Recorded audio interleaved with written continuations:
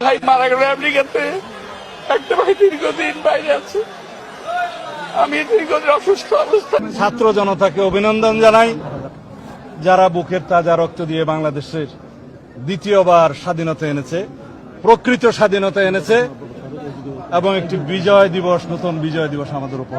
School কলেজের মাসুম বাচ্চারা নিজেদের জীবন দিয়ে রক্ত ঝরিয়ে আমাদের কাছকে মুক্ত করেছে, গোটা জাতিকে মুক্ত করেছে, যাদের শহীদী আত্মত্যাগের মধ্যে দিয়ে আজকে গোটা জাতি মুক্তি লাভ করেছে এক ভয়ঙ্কর ফ্যাসিবাদ থেকে। নতুন নতুন আইন হচ্ছে, এই আইনে এখন কথাও বলা যাবে না।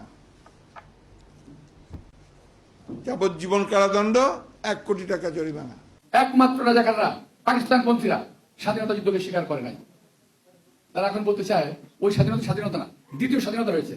আমি প্রথম প্রবেশ করেছি, দ্বিতীয় স্বাধীনতা বলে বাংলাদেশে কিছু নাই। স্বাধীনতা একবারই আসে এবং রক্তক্ষয়ী সংঘর্ষের মাধ্যমে আমরা স্বাধীনতা যুদ্ধ করেছিলাম এবং যুদ্ধে জয়লাভ করেছিলাম। নীল কালার যে ফর্মটা আছে, এটা সংবিধান সংস্কার পরিষদ সদস্যদের শপথ ফর্ম। আমরা কেউ সংবিধান সংস্কার পরিষদের সদস্য হিসেবে নির্বাচিত হইনি। গণভোট বলে কিছু নাই, গণভোট বলে কোনো আলোচনার বিষয় নেই। এটা ওখানেও কোনো এজেন্ডা ছিল না, এখন গণভোটের কোনো এজেন্ডা নেই। এরপরে নতুন ভাবে ঐক্যমত হওয়ার কিছু নাই। যেটা ঐক্যমত হওয়ার অতটুকু হয়েছে, চ্যাপ্টার ওখানে ক্লোজ হয়েছে।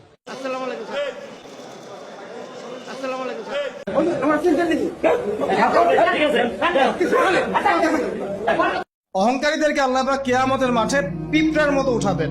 তাদের আকৃতি মানুষের সমান হবে না, ছোট ছোট কালো পিঁপড়ার মতো হবে এবং অন্ধকার ওদেরকে ঢেকে নিবে। আবার অনেকের টাকা পয়সার অহংকার থাকে, অনেকের ক্ষমতার অহংকার থাকে।